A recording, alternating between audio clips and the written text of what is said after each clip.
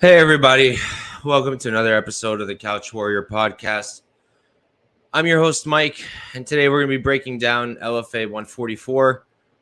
1 second, I need to change the share screen. If I seem annoyed, it's because I really am. I literally just spent 20 minutes recording an episode for this, and we literally had live viewers, and nobody told me anything. I love you guys. I appreciate you watching, but why would you not why would you not tell me? You're listening to nothing, and it just sucks. I'm sorry I did that. I should have checked. That's definitely on me. Just please, if you're ever in the live chat and you see that it's not on or something's wrong and I don't seem to notice, please let me know. Please. Like that I can't explain how much that sucked just now, and getting myself to do it again was very difficult. So yeah, that sucked, but we'll get right back into it. I'll rush through the parts that I already did, and I'll try to still include stuff. I mean, I'm just pissed off right now. I'll try to get my shit together though for you guys. So I mentioned earlier when I recorded that a lot of these fights, there's not a lot of info, and some of them I had to rush because of how my day has been today. It's been a really difficult day. So let's just get right into this one. We've got Jeff Nielsen versus Ben Schauer. This is one of the fights that I don't have as much info on and didn't have as much time to tape. Nielsen's 1-1-0 as a pro. He's 30 years old. He's 5'10", trains out of Next Edge Academy of MMA. Then on the other side, you've got Schauer. Schauer is 1-0. He's don't have an age for him. He's 6'1", so he's 3 inches taller, and he does train out of Pura Vida BJJ. And yeah, this one is one that I didn't have much time to tape at all. I kind of lean Nielsen just off first glance. I need to watch a bit more, but I like to go with the guys who have a grappling edge, and I think that Nielsen has a grappling edge. Again, super little tape that I've gotten to do so far on this fight. This was the last one I got to do. I was in a rush to hop on stream, so I'm going to have to tape this to a further extent. And if I do end up having a play once the odds are out, the odds aren't out yet, I'll end up posting it, as always, on my Twitter at Couch Warrior Pod. The lean's going to be Nielsen. I think that both are decent strikers. I think I lean Nielsen striking a little bit more, and I think he's got a grappling edge. So he's going to be the lean. Absolutely no play as of now. Obviously, there's no lines or anything, but I don't think I'm going to get there. Next up, we've got Adamu Isah versus Mateo Gonzalez. Isah is 1-0, undefeated as a pro. He's 25 years old. He's 5'10", and I do not have a reach for him. Mateo Gonzalez on the other side, he's 3-0, undefeated as a pro. 24 years old, so he's 1 year younger. He's 5'11", so he's 1 inch taller. And so for Minner, I've got him training out of Premier Combat Center. For Rivera, I've got him at Ground Control Academy. Minner is indeed the brother of Derek Minner, the UFC featherweight. Looks like him, kind of fights like him too. Oh, wait. Wow, I'm so off. I introduced Adam Isah and Gonzalez and then gave you guys Minner because that was my next note. I'm so sorry. Jeez, I'm off today. Okay. Adamu Isah, Mateo Gonzalez. Isah's out of Sanford MMA. I don't have a camp for Gonzalez. Now, Isah, he's the hyped up prospect. He went into his last fight. He was a minus 2,500 favorite. His striking is pretty good. He does a lot of funky stuff, a lot of spinning stuff. Not really my kind of fighter, but when he does use his hands, it looks really good. And when he puts it all together, the striking looks really solid. I don't have much info on his wrestling. His takedown defense looks pretty good. But, if he went into his last fight minus 2,500, I can't imagine we're going to get a similar line. I mean, a decent line here. Gonzalez, he's pretty basic. His striking is pretty good. He's a bit hittable. Takedown defense looks decent, but it was off of a panic shot on his opponent's part. I imagine this is a setup fight for Isah. Also, Gonzalez amateur record 4-4-0. Isah 2-0. So you can tell who's got the sparkly record and who they're trying to prop up. I do think Isah wins this fight. I doubt he's going to be playable for us, and I don't think that Gonzalez is really worth the underdog shot. It's a fight that I'd like to tape a bit more, but I do think Isah's going to win. I don't think he's going to be playable, but I think that's the spot. Now we can do the fight where I just messed up earlier.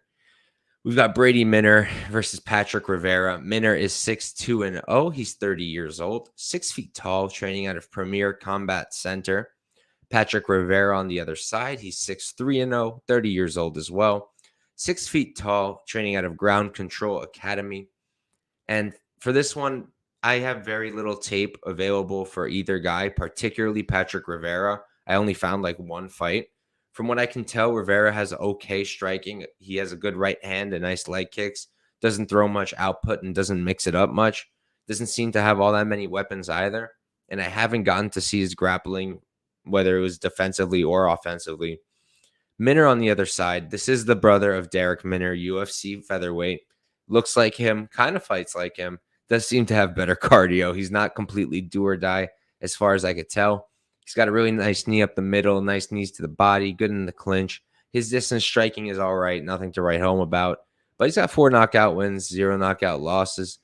He's got a decent trip, not the craziest wrestling, but it's pretty good. He does good work from top. I think he's going to win this fight. I don't have enough info on Rivera to be able to make any kind of play on this, but I do think that Minner should win. Will I play it? No, more than likely, unless we get like pick 'em odds or they make Minner the underdog for some strange reason, because I do think he's better here, probably everywhere. But I'm not going to be putting my money on a lot of guesswork, so we're going to move on to a fight that I've got a much, much better read on. And here we've got Christian Natividad versus Israel Galvan. Natividad, he's 4-0, undefeated as a pro. 5'5" with a 69.5-inch reach, and he's training out of Arizona Combat Sports. On the other side, you've got Israel Galvan. He's 5'2" 22 years old. He's 5'4". I do not have a reach for him, and he's training out of Rogue BJJ. So both these guys are fairly experienced, honestly, not just as pros. You look at Galvan, 7-2-0 as an amateur. You look at Natividad, 5-0 as an amateur. And this fight's super interesting because Galvan's really good as well. I think that Galvan can hang with Natividad here, but I think that Natividad's just better everywhere. I think it's that simple. I think he's got the better striking. He's actually really slick. I was like really enjoying watching the striking of his. I love the jab. He steps into it really clean, really nice combinations. His defense looks much better on the feet, keeps a nice high guard, does a good work getting away from shots. His wrestling, I think, is better. Galvan has good wrestling, but I think Natividad's is better. He's got really good ground control, scoops up those legs. I think there's so much to like from Natividad. I think he should win this fight wherever it goes. I definitely don't see Galvan finishing him. Neither guy's ever been finished. I think more than likely Natividad just wins a decision here, and Christian Natividad will be my pick. His brother Kevin was in the UFC. I think he got cut. Didn't have the best run, but I think that Christian is the upside, the A side from the two brothers. So I do like Christian Natividad. To me, it just comes down to him being better everywhere. Definitely better in the striking. So that's the pick for this fight. When I was on mute and recording to myself, this was one of the fights that just gave me a crack up. I think it's pretty funny. Look, I have all the respect in the world for anybody who ever dares get in the cage, but my heavens, is Chato Wiest terrible. I mean, he might be the worst guy I've ever taped, or one of the worst guys I've ever taped, up there with Jay Ellis. So for this fight, we've got Ronald Coleman versus Chato Wiest. Coleman's 2-0, undefeated as a pro. He's 30 years old, 5'11". Don't have a reach for him, but I've got him training out of Christian Boxing Academy. For Wiest, he's 1-0, 31 years old, 6'1", so he's 3 inches taller. I don't have a reach for him either. But look, Coleman's a 4-time state wrestling champion. His striking is actually pretty good. You would expect him being a 5'11" heavyweight to see a lot of winging punches, a lot of hooks, a lot of loopy stuff, a lot of big overhand rights. And he's actually using a lot of straight strikes. Ronald Coleman's actually doing some good work on the feet with his hands. And I think he's definitely got the grappling edge here. I think he runs through Chato Wiest, who's just awful, doesn't do anything well. His striking defense is abysmal. The way he enters into shots with his head just down is terrible. I think he's probably going to get sparked in the first round here. We'll look at the under because I don't think Coleman will be playable one bit. I know the under will be set at 1.5. I'm hoping that we get it at like minus 150-ish or something. That's playable. Excuse me. But otherwise, this is probably a fight that we're not going to be able to play. But I do think that Coleman's going to run right through Wiest. So we'll move on. Now we're up to the better fights. I was talking about this earlier when I was on mute. And for this one, we've got Jacobi Jones versus Christian Turner. Jones, he's 4-1-0, 26 years old, 5'9" with a 70.5-inch reach. And I've got him training at a Factory X Muay Thai. Turner on the other side, he's 3-0, 20 years old, 6 feet tall with a 75-inch reach. So he's 3 inches taller. He's got a 4.5-inch reach advantage. And I've got Turner training out of American Top Team under the Lima branch. And look, I went into this fight. I wanted to bet Turner. He's a much bigger guy. He's much younger. Sparkly record, decent camp. But then I looked into it and I like Jacobi Jones here big time. I think we're getting better odds on him than usual because of that Austin Worms loss, a fight that he was winning until he got armbarred. I don't see Christian Turner armbarring Jacobi Jones. I think that Turner is still extremely green and extremely young and has a long way to go. I think he's going to be a great fighter and a great prospect, but I don't think now is the time. I think he's pretty hittable. His striking is only okay. Output is low. His wrestling's only okay. The takedown defense is only okay. Jacobi Jones is good everywhere. Jacobi Jones got quick, crisp striking, good in the pocket, good output, slick combinations. His hands much crisper, much more defensively sound. Takedown defense is solid. He was getting taken down in that Paxton fight, but Paxton's a D1 wrestler from Oklahoma State, so that's forgivable. Jacobi Jones himself wrestled in college. He placed 8th in the Division II NCAAs, so he's not some bull nickel, but he does have good wrestling. He's shown that. I think Jacobi Jones is better than Turner everywhere we go in this fight. I think he's got the wrestling to control where the fight is, and I think he's a better striker. So I do like Jacobi Jones, and I think there's a decent shot that we're going to get him as an underdog. And if we do, that's going to be lit. I'll probably drop 2 units on Jones. We'll see what he's at, but Jacobi Jones is certainly my pick. And we're going to move on to the next fight.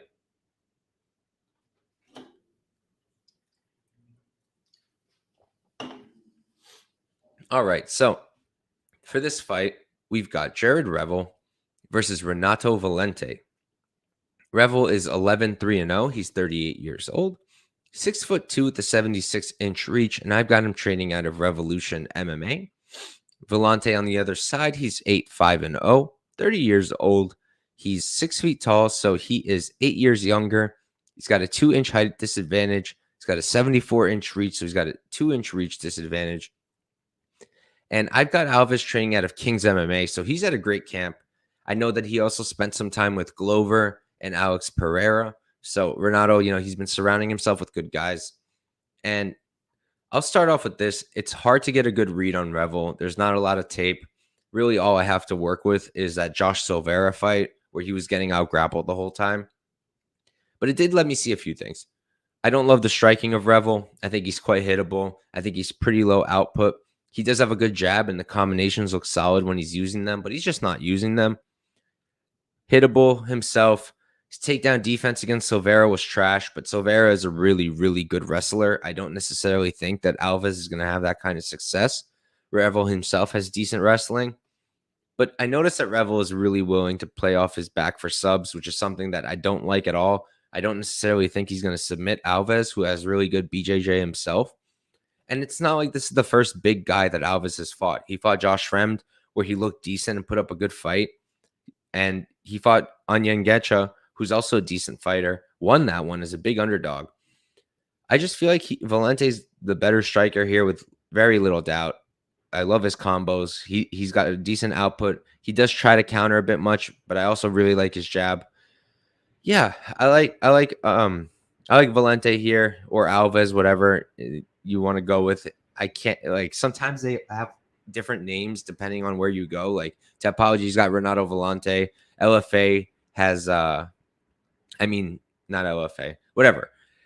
We're going to be going with Valente, though. And Valente is a pick here. I think he should be able to beat Revel. I think he's a better striker. Don't have much info on the offensive grappling of Revel, but I think that Valente should be better there as well.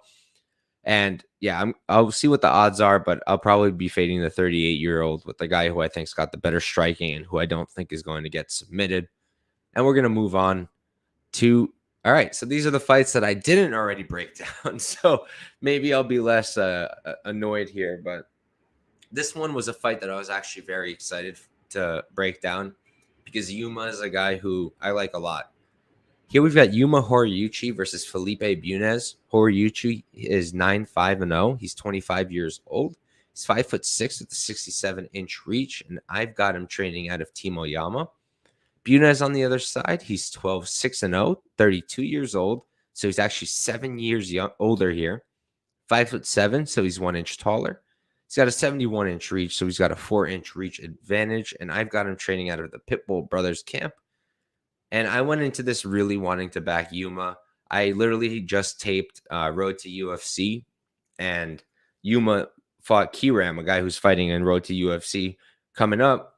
And that fight was super competitive, super interesting because Yuma, he's a striker also, but his grappling is actually pretty good. And that's where he was winning in that fight because Kiram is a high-level Muay Thai guy, beast, like him a lot. Talks a lot, smokes cigarettes before his fights. Cool dude. But it was such a good fight with him and Yuma. And I thought Yuma did a lot to like, particularly on the ground. I really liked what he did. It's just also like, even though it looked impressive at the time, I'm not sure how impressive it is to hold down and control Kiram, who is a Muay Thai guy and is essentially a fish out of water on the ground.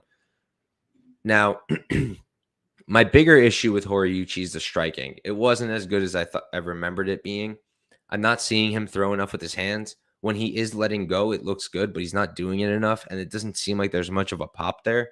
He's throwing like a million leg kicks nonstop. Like, look at the Johnson fight, the Charles Johnson fight, which was a split actually for Charles Johnson, but a relatively close fight. He wouldn't stop. Like, it was annoying. The kicking was just annoying. He wouldn't stop. My issue is a lot of them are naked and like you can just counter. Like you can literally just counter every time he throws those kicks. And it's something that I think a guy like Bunes can do. I just think that the output of Horiuchi is a little problematic. I don't like the emphasis on the leg kicks. Leg kicks are amazing. Don't get me wrong, but you're doing them every fight the same exact way. I mean, you got to watch 2 Yuma fights to know what he's going to do. So there's really like you can't take much from there. I don't like the striking with the hands of Horiuchi. I love the kick game, and when he does mix in the hands, it's great. I like his grappling, but again, you have to take it all with a grain of salt. He has had some good performances, some close fights against big names. Not big names, but guys we know now. Charles Johnson, we all saw him fight against Mokaev. Everybody loved him there as a dog. Not me, but I understood why. Knocked out Mark Climaco, a decent prospect. Went to split with Leandro Gomez, kind of a washed out prospect. Went to a split with Ludwig Shalinian. We know him off the Ultimate Fighter. We don't know how good he'll be yet, but yeah, Yuma's been pretty good. Now, Felipe Bunes, he's fat. He was really interesting to me. Real quick before I break him down, we got Jonathan in the chat. Thank you for tuning in, brother. Ladies and Locks on Twitter, make sure you follow them. They're super dope, always supporting us. Here you're the GOAT for the smaller promotions for sure. I appreciate you, man. Yeah, I noticed there weren't many people doing the smaller promotions, and I decided when I have the time, I'm gonna do them too. We got a nice hit yesterday on what was it? EFC, the African, I believe it's a South African promotion. I don't remember off the top of my head, but we hit the younger Duplessis there, Jaco Duplessis. That was cool. I think it was like minus 112. We hit for 1.2 units, so that was chill. But yeah, I do like doing the smaller promotions. I feel like there's a lot of spots to be found. LFA is actually one of the ones that I do less good at. So this is a work in progress, but hopefully this event could be a start. Now, we also did pretty well in LFA Brazil, but for this one, now we're up to Felipe Bunes. At first, I didn't love him. I felt like his output was also a little bit limited, but then the more I watched him, the more I saw that I actually really do like what he does. He's got a nice body kick, good kicks in general. The jab is pretty good. Output picks up. He's a slow starter, so is Yuma, but I think the output picks up quite a bit for Bunes. He mixes targets well when he's letting it go. Nice step in knee. I don't like the spinning stuff, but I do think he's probably going to have a slight striking edge here. His double leg is slick. He's got good top control. He's got a really slick back take, and his Brazilian jiu-jitsu is legit. I only got to see his defensive grappling against Formiga, and like it's Formiga who, even though he's older, he's still a really good fighter and a really good grappler. He did end up submitting Bunes. But yeah, for me, this comes down to, I think that 4-inch reach advantage is going to be important.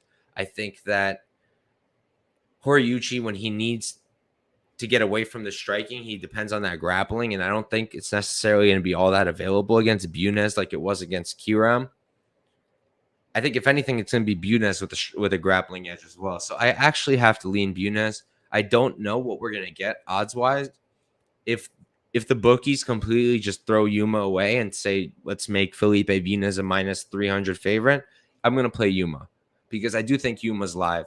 I do think Yuma's going to throw in 1,020 kicks.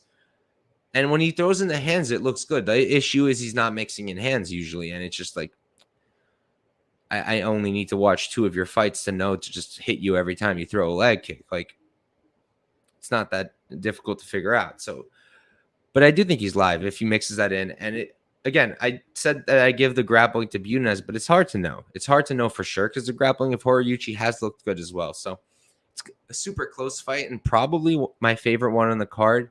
It's definitely a split between this one and the main event, but probably this one for me. I'm really excited for this fight, and I am going to lean Bunes. Going to have to wait and see what we're going to get line-wise, but it's going to be Bunes for me, and we're going to move on to our co-main event. Oy. So here we've got Jordan Heiderman versus Daiqwon Buckley. Heiderman's 5-0, undefeated as a pro, 31 years old. He's 6'3" with the 78.5-inch reach, and I've got him training at a Bomb Squad MMA.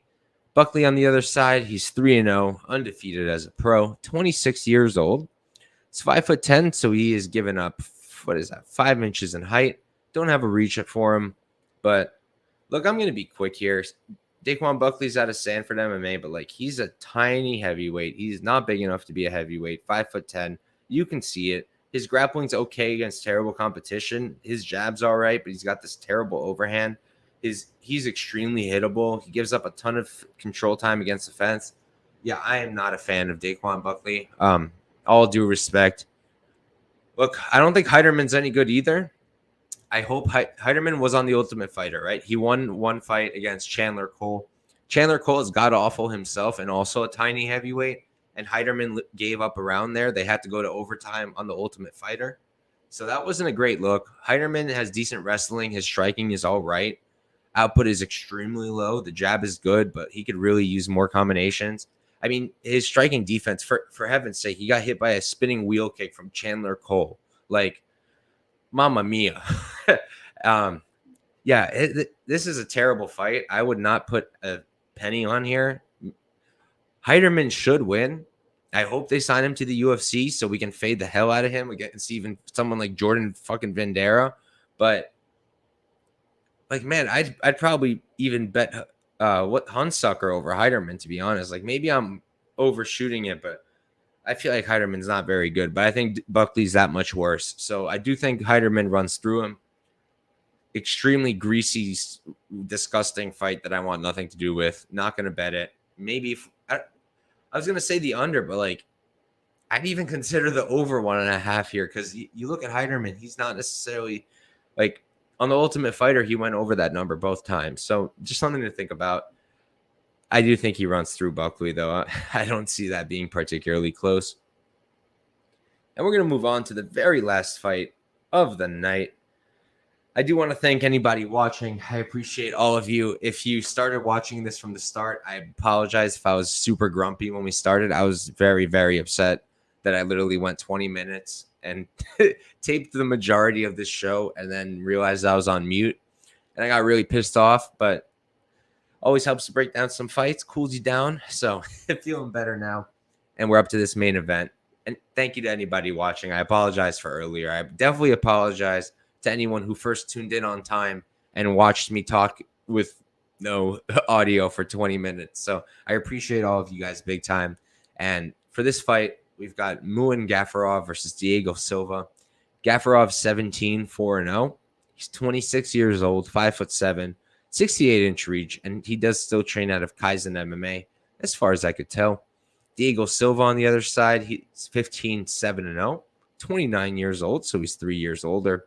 5'6", so he's 1 inch shorter, and he trains out of Fusion Excel Performance. Now, this one's weird. This one's weird to me because I feel like both of these guys are extremely inconsistent and difficult to bet on or against. Muin Gafurov was super hyped up going into the Dana White Contender Series against Chad Eneliger, and was not an impressive performance, especially seeing Chad since then. Gafurov was dependent on his takedowns, and when he got them, he did nothing with them, and that's why he lost the fight, even though he was controlling Chad. And on the feet, he looked terrible. He's not that bad on the feet. He looked better the next fight, but he looked terrible. And that highlights my point of inconsistency, because he did look a little bit better before then, and he did look a little bit better after then. But during that fight, I mean, mama, it was terrible. And then in his next LFA fight, like I said, it looked better, but it didn't look amazing. Again, he was winging a lot, not a lot of straight strikes, 39% striking defense against Chad.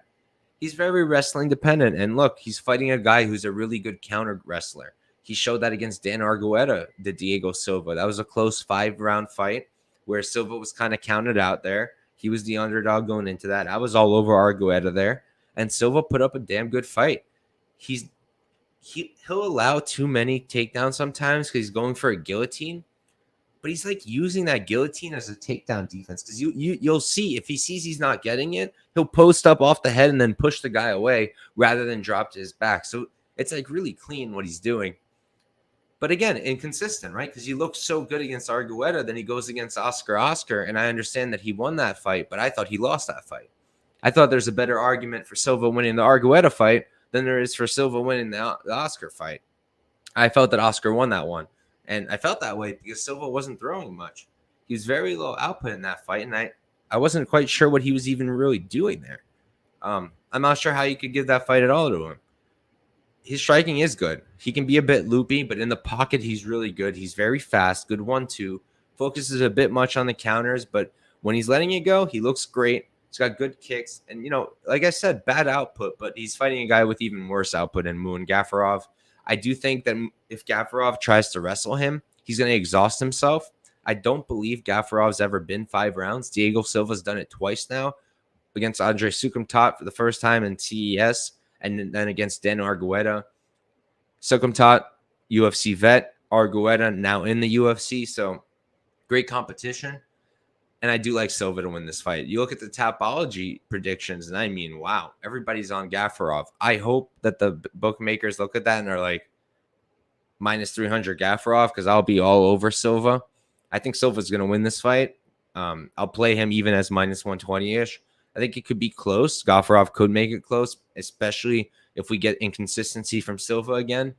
But skill for skill, at their best, I like Silva here to win. I'll be on him. I do believe we're going to get a playable price tag, and I'm going to be on that. So that's it for LFA 144. I appreciate all of you guys tuning in. I'm going to throw on timestamps to make it a little bit easier. As always, I'm very sorry to anybody who was watching earlier when I was muted, and I'm sorry to anyone who was watching from the beginning of this show because I was super cranky. But thank you guys for watching. I always appreciate you guys. And make sure next week, this time on Tuesday, we're going back to our usual time. We moved it to Wednesday during Contender Series, but the podcast is going back to Tuesdays. We're going live with Gordo Gambles and Matt fucking Semmelsberger, the UFC fighter. Should be really dope. I already spoke to him. He told me he's going to be doing some homework, checking out the fight. So I'm like really hyped to talk to him about it. Hope you guys are hyped to check that out. And yeah, have a great weekend, everybody. If you have any regional bets, good luck with those. I've got 2 for CFFC tonight. I've got Santo Curatolo at minus 120 or minus 112, something like that. And I got Majeski at like plus 240, something ridiculous. So yeah, have a good weekend, guys. Thank you for tuning in, and peace out.